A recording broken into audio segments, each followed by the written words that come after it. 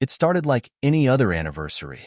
I remember the night clearly, the same familiar feeling in my chest, a mix of excitement and the deep-rooted habit of thinking that maybe, just maybe, tonight would be different. Different in a way that would remind me of the days before everything started slipping through my fingers.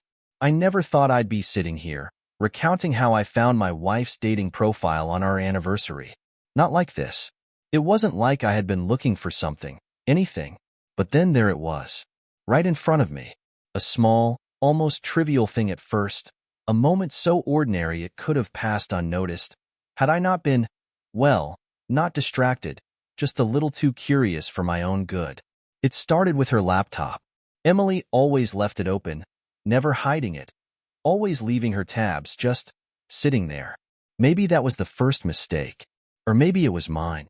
I was in the living room, just finishing up a call with a client, when I noticed her laptop sitting on the coffee table. The screen was unlocked. Something urged me to look. Maybe it was a strange feeling that had been eating away at me lately. Maybe it was nothing, but I opened it. At first, it seemed harmless, just a dating app notification popping up on her phone screen earlier in the day. It could have been spam or an old message, but it wasn't. Her dating profile. It was unmistakable. Her face, her name, a glowing smile I had seen every day for the last 5 years. But there was something off. A dating profile on an app she swore she wasn't using. My heart started pounding. There it was, all of it. The flirtatious messages, the provocative photos, the small comments, intimate remarks. It was enough to make my stomach churn.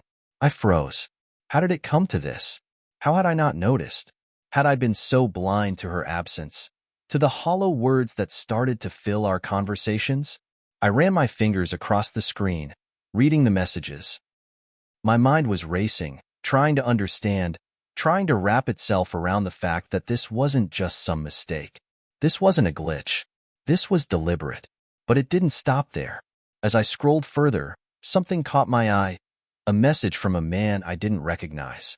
I stared at the screen, my breath caught in my throat as I processed the words, "You've been on my mind all day.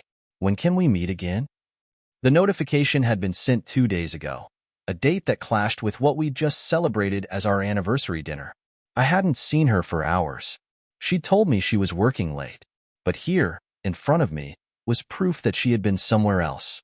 The screen went blurry for a second, my vision clouded by the surge of emotions crashing over me. Anger, confusion, betrayal, all tangled up inside me, blocking out any rational thought. I slammed the laptop shut. The room felt colder. It felt like everything I had known, everything I had built with Emily, was suddenly evaporating. Was this the real reason she'd been distant lately? The late nights, the excuses, the lies? Had I been living a lie? No, I wasn't prepared for this. The laptop felt like a weight in my hands, heavy with the truth I never wanted to face. But I needed to know more. The anger was slowly giving way to an insatiable hunger for answers. If she could hide this from me, what else was there? What other pieces of our life had she been hiding? I couldn't stop myself. My hands were trembling, almost uncontrollably, as I typed in her email password. It wasn't hard, I knew it. After all, we shared everything. We had nothing to hide, or so I thought. The password opened the door. A flood of new messages appeared on the screen. But this time, it wasn't just a dating app. It was emails. Multiple accounts, all with the same pattern. Secrets. I scrolled further down, my heart sinking deeper with every line I read. She had been meeting men in the city, keeping her affair a secret for months. The worst part? She had been planning to leave me. For him. There was no doubt now. This wasn't just about cheating. This was about betrayal at a level I couldn't even fathom. I felt sick. My fingers went numb as the truth became undeniable. The love I had for her, the trust, the life we had built, it all shattered in that moment. I replayed that moment in my head. How could I have missed it? All this time, I thought we were happy, that everything was fine.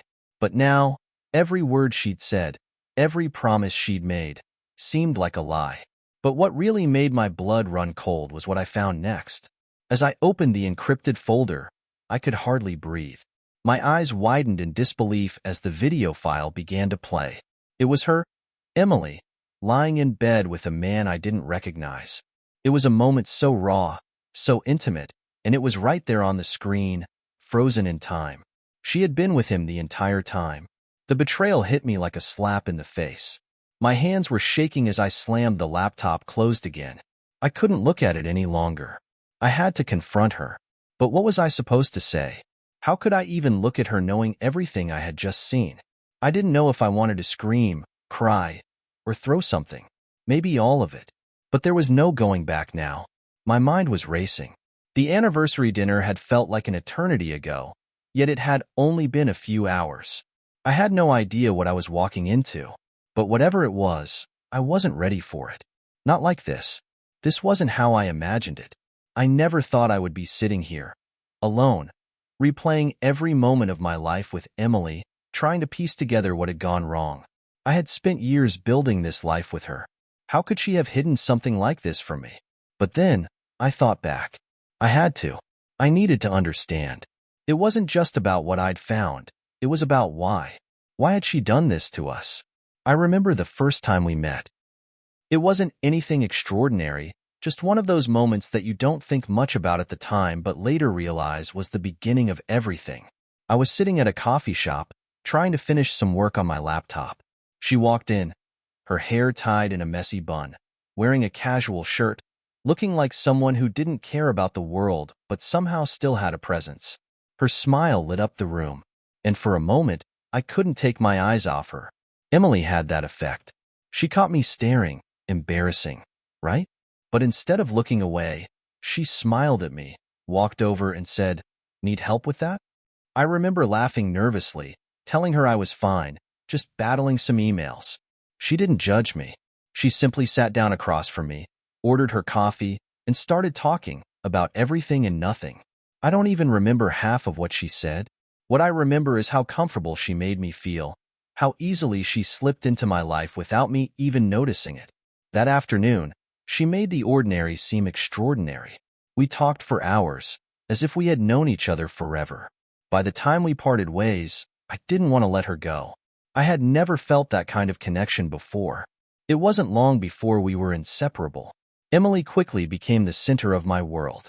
She was everything I had ever wanted in a partner. Smart, beautiful, funny, and genuine.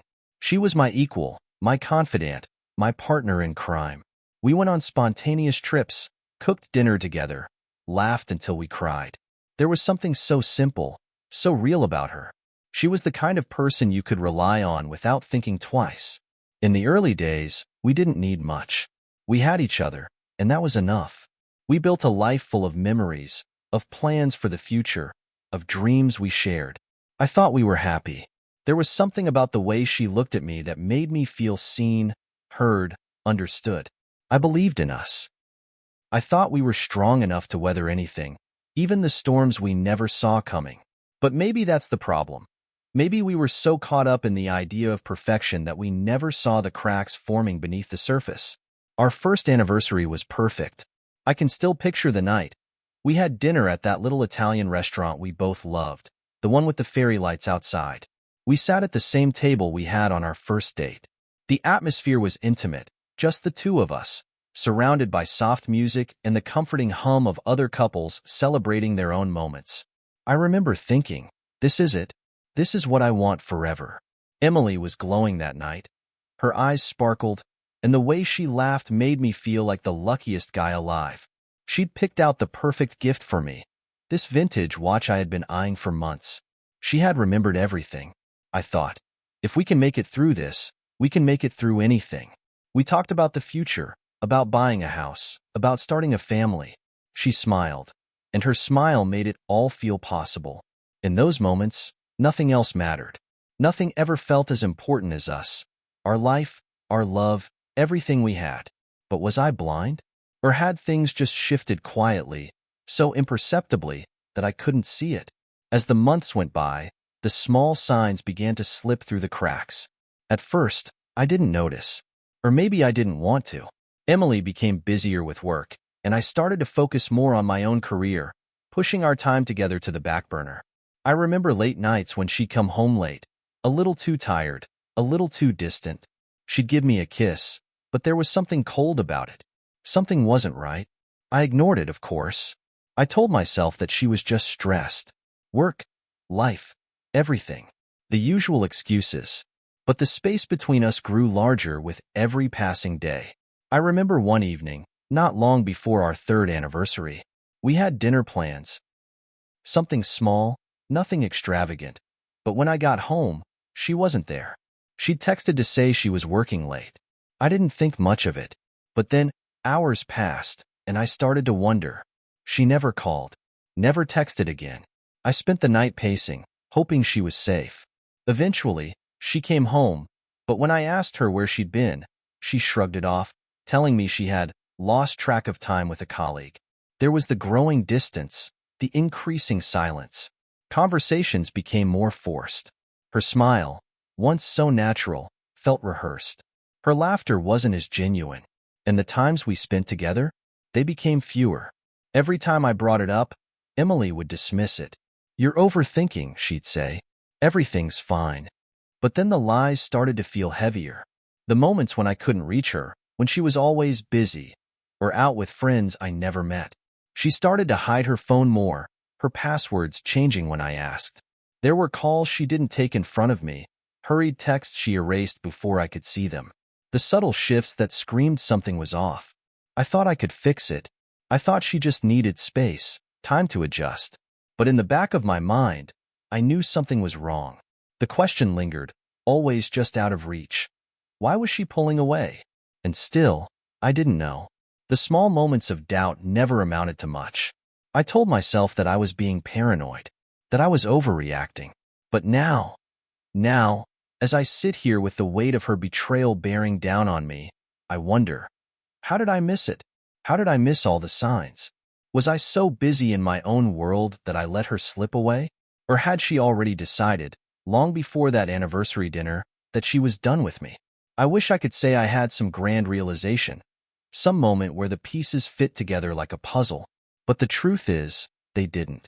Not until tonight. Not until I opened that laptop and saw the life we built, the trust one thought we had, unraveling before me. It wasn't just the affair. It was everything I didn't see, everything I was too blind to notice. And now, I'm left to pick up the pieces, to figure out where everything went wrong. I thought the truth would set me free, but instead, it felt like it was strangling me, pulling me deeper into a web of lies that I never even saw coming. The images, the words, they kept flashing in my mind. Relentless, impossible to forget. I kept asking myself how I had missed the signs, how I could have been so blind. But then, a thought crossed my mind. I wasn't looking. I had been so wrapped up in my own life, in our routine, that I didn't see what was right in front of me. I had never really seen her. I had to know more. I needed to understand the full extent of what was happening. Because what I had uncovered so far, it wasn't just about cheating. It was about deception, betrayal, and the slow unraveling of everything I thought I knew about Emily. The question swirled in my mind like a storm. How long had this been going on? Was there someone else before him? Was there more I didn't know? But even worse than the questions was the one gnawing at my gut. What was she really hiding? I couldn't sit still. I couldn't stop pacing around the apartment, every step feeling like a step closer to a truth I wasn't ready for. But there was no turning back now. The laptop still sat on the coffee table, the files, the messages, the video, a ticking bomb that was about to explode. I knew I had to confront her again. I needed to hear it from her lips. But a part of me feared what she would say. What if she denied it? What if she blamed me, tried to make me believe it was all my fault? I wasn't sure if I was ready for that. The thought of sitting and waiting for Emily to come home, of letting her walk back in as if nothing had changed, felt impossible. I needed to do something. Something more than just staring at the laptop. I needed to dig deeper. I grabbed my phone and started scrolling through her social media profiles. The silence in the apartment was deafening. Every click felt like a step closer to the truth, but with each new notification I opened, I found myself sinking lower. There it was. A post from 3 days ago. Emily, smiling in a photo with a man I didn't recognize. My stomach dropped as I zoomed in. There were no comments, no tags, just her, looking radiant, like she always did when she was pretending. The man in the picture had his arm around her waist. There was no mistake. This wasn't just a friend. This was him. It didn't take long to find more. I scrolled down and found a string of messages between her and this guy. They were planning a getaway weekend, talking about hotels, dates, things that she hadn't shared with me. They had been making plans behind my back. I stared at the screen, disbelief flooding over me. All those times she said she was working late or out with friends, she had been lying to my face. But how could she do this to me? We had been married for almost 5 years. How had I not seen this? I could feel the anger boiling inside me, a hot rage I had never felt before. It wasn't just betrayal, it was humiliation. I had trusted her with everything, with my heart, with my future. And this was what she had done. The truth hit me like a sledgehammer, crushing all the hope I had left. But I wasn't finished yet. I had to know it all. Every detail. Every dirty secret. Because if I was going to face this, I needed to know exactly what I was dealing with. I couldn't stop myself. The phone in my hand felt like a weapon. I opened up her email account. At this point, nothing felt sacred anymore. I wasn't asking for permission. I was searching for answers. Emails after emails, I sifted through them. They were mostly work-related, but there were a few messages that stuck out. Emails with the same man from the social media post. Plans. Secret meetings. Sweet words I never thought I'd see directed at her. I can't wait to hold you again. When will you be free? I felt sick to my stomach. The images in my head were already unbearable, and these words only made it worse. I could see it all in my mind. Her, with him, laughing, kissing, touching. Everything she had promised me she wouldn't do.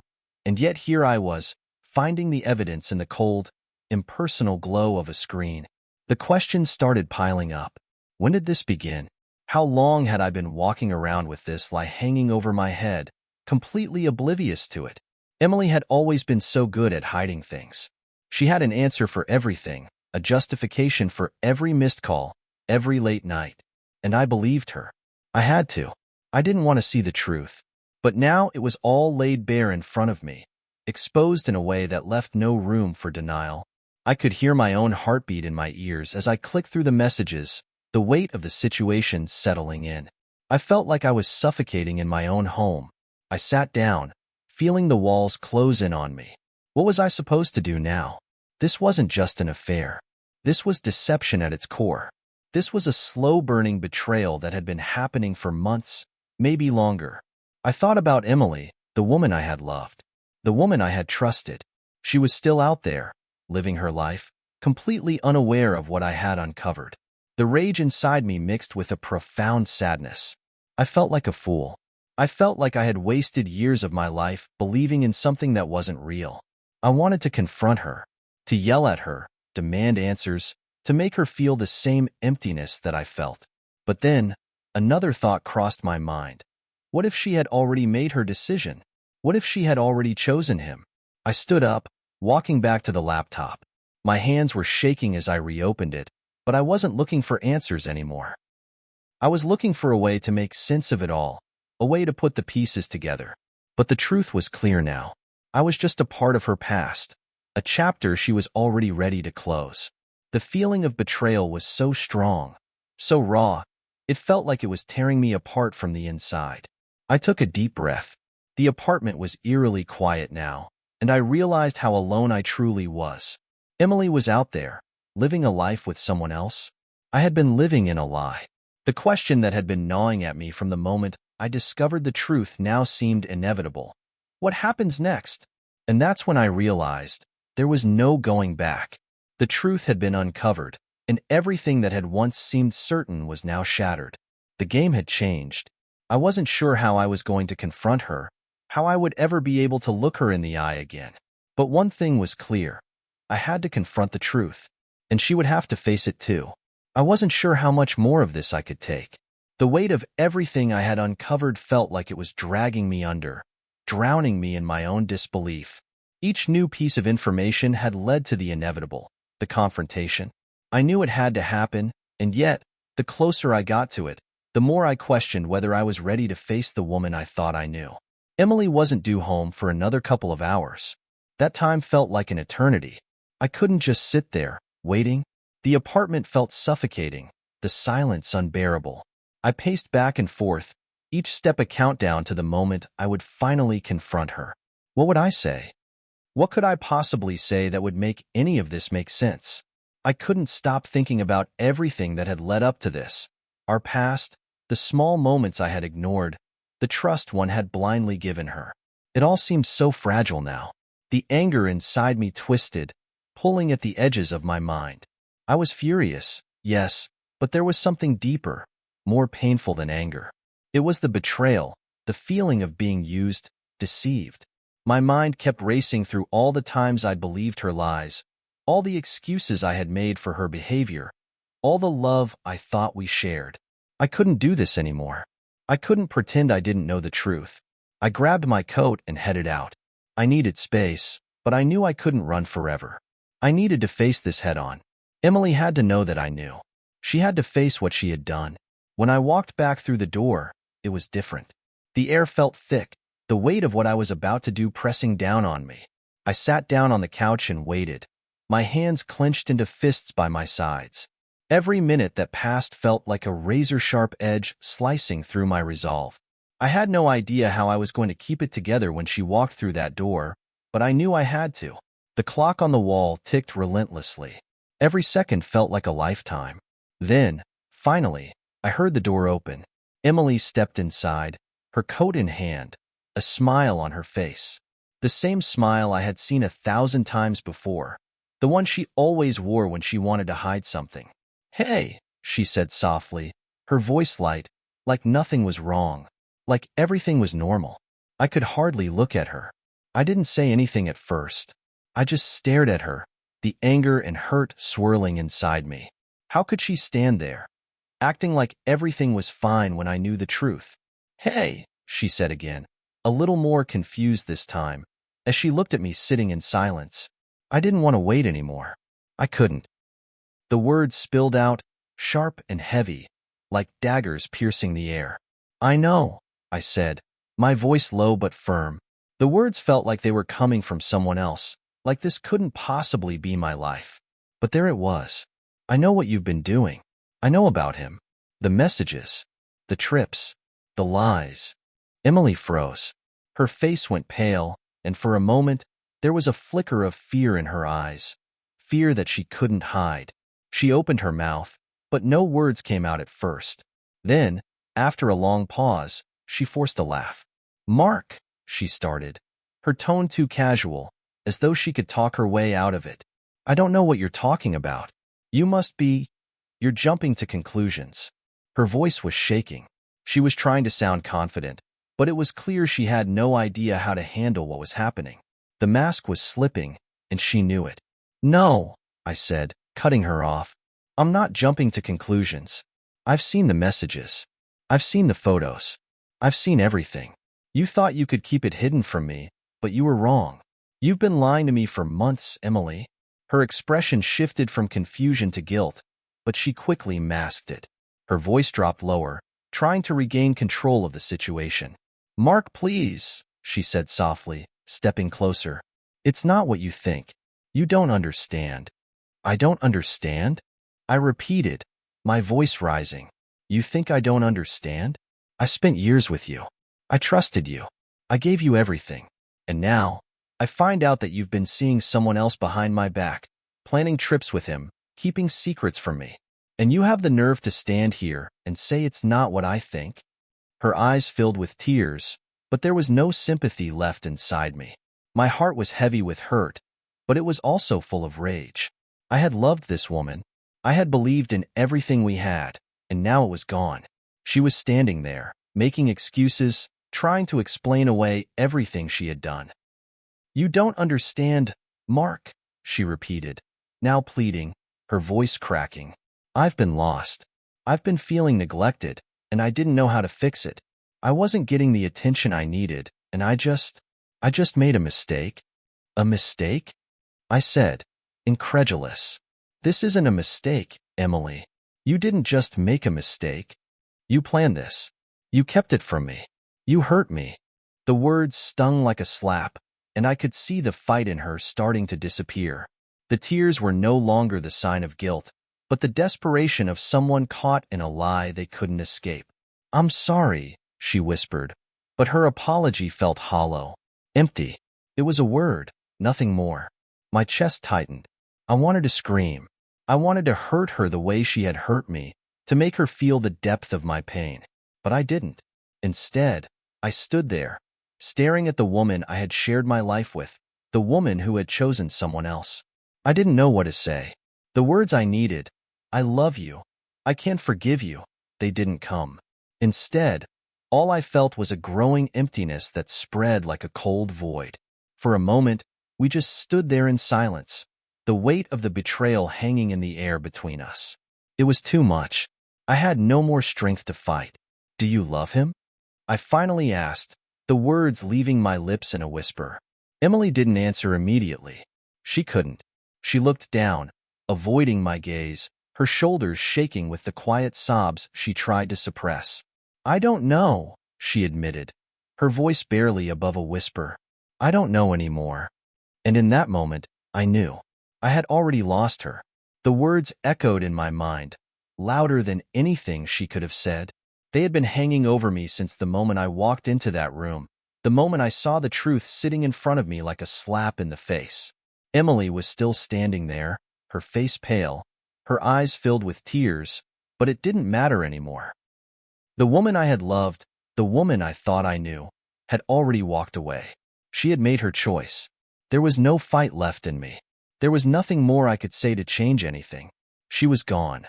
Gone in a way that no words could bring back. I turned away from her. My legs felt like they were made of stone, but somehow, I managed to take a step back.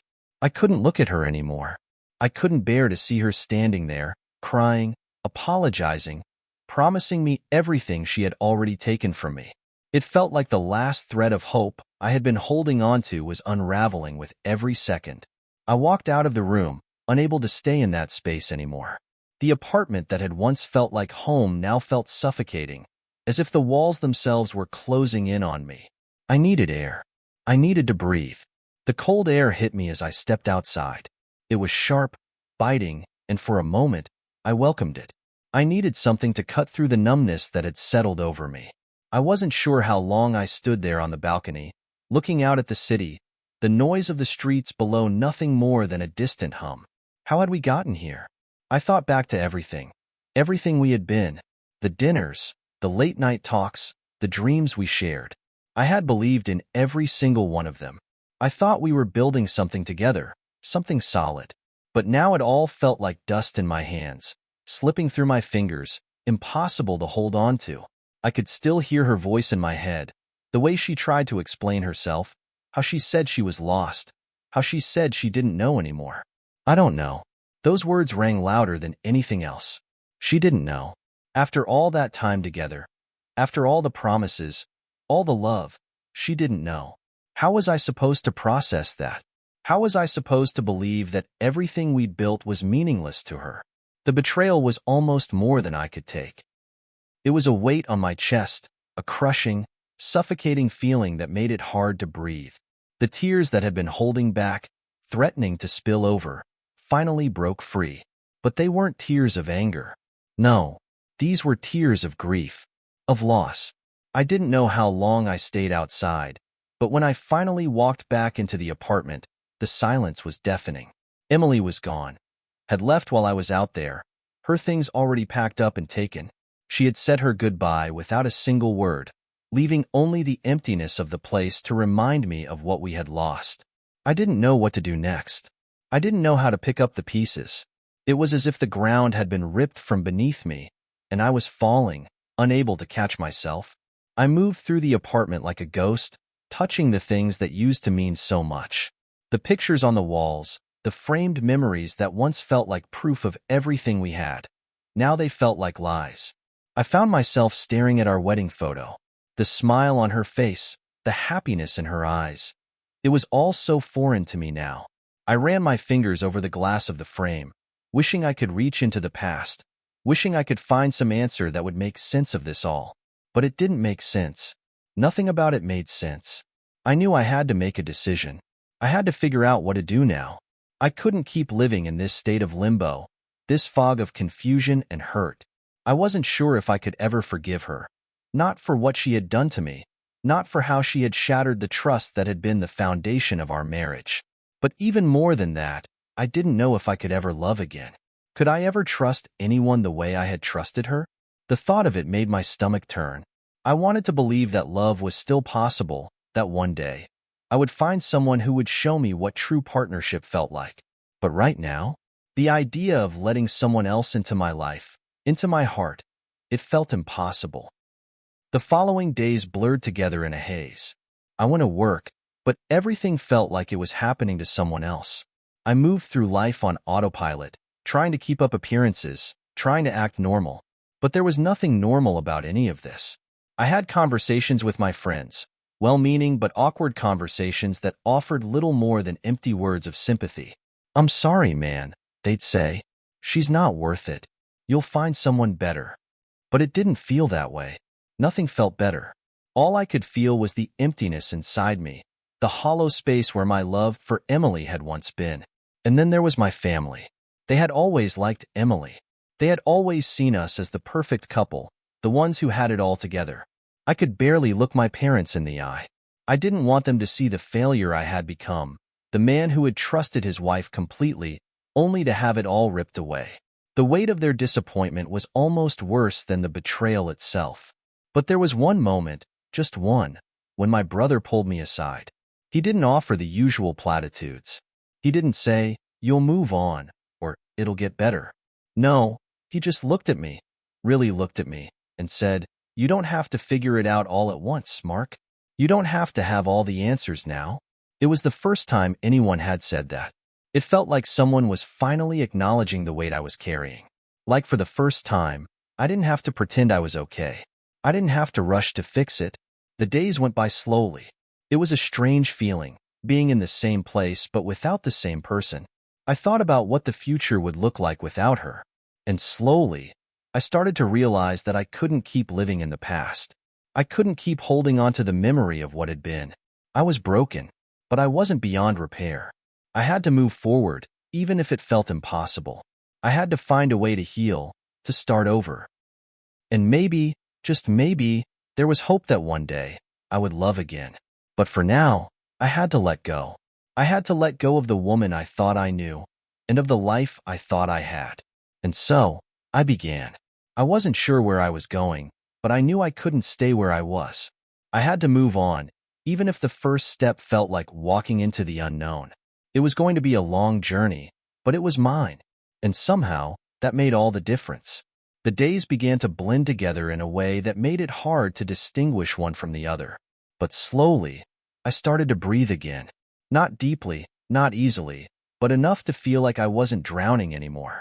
The heavy fog that had settled over me after Emily left was beginning to lift, and I hated how long it took to get here, but I could feel a shift. Something inside me was slowly starting to mend, even though I wasn't sure how. The first few weeks after everything fell apart were the hardest. I would wake up with a pit in my stomach, the cold reality of my situation creeping in before I even opened my eyes. Emily's absence in the apartment was a deafening silence. Everything reminded me of her. The empty spaces where her things used to be, the half-eaten dinner left on the counter. The photos that once filled the walls now seemed like relics from someone else's life. But as time passed, those reminders didn't sting as much. The silence wasn't as suffocating. I began to find solace in the small things. I started going for walks, long ones, through the park, along the river. They gave me time to think, time to sort through the mess in my head. There were days when the anger would still rise up, but I learned to push it down, to let it go as best I could. It wasn't about forgetting. It was about accepting. I began to rediscover parts of myself that had been buried under years of worry, routine, and my own blind trust. I remembered who I was before Emily, before the lies. I was a man with goals, with dreams, with a life to live. One evening, I took a seat at the small cafe around the corner from my apartment, the one I used to visit alone before I met her. The warm light, the hum of conversations in the background. It felt familiar, like I was reconnecting with something I had lost. I sat there, coffee in hand, and just breathed for a moment. For the first time in weeks, I felt at peace. The worst part wasn't the confrontation or the betrayal. It was the loss of myself. But here I was, at the table, alone, but not lonely. I had rediscovered a part of me that I thought was gone forever. I enrolled in a photography class. It had been something I always wanted to do but had never found the time for. There was something therapeutic about it, capturing moments in time, holding on to something tangible when everything else felt so uncertain. The camera became my way of reasserting control, of finding beauty again in a world that had felt so dark for so long. I made new friends along the way, people who didn't know the old Mark, the one who had been part of a perfect couple, the one who had been blindsided by betrayal. And slowly, they helped me see that I could be someone else, someone stronger, someone who didn't need validation from someone else to feel whole. I started going to therapy. At first, it felt awkward, talking about things I'd spent so long avoiding. But over time, I realized it was the best decision I'd ever made. It wasn't just about processing the pain of losing Emily. It was about learning how to stand on my own 2 feet again, how to trust myself, how to stop searching for answers in other people and start finding them within myself. Then there was the night I met Jane. She was a friend of a friend, someone I had known vaguely from the past, but we'd never really talked before.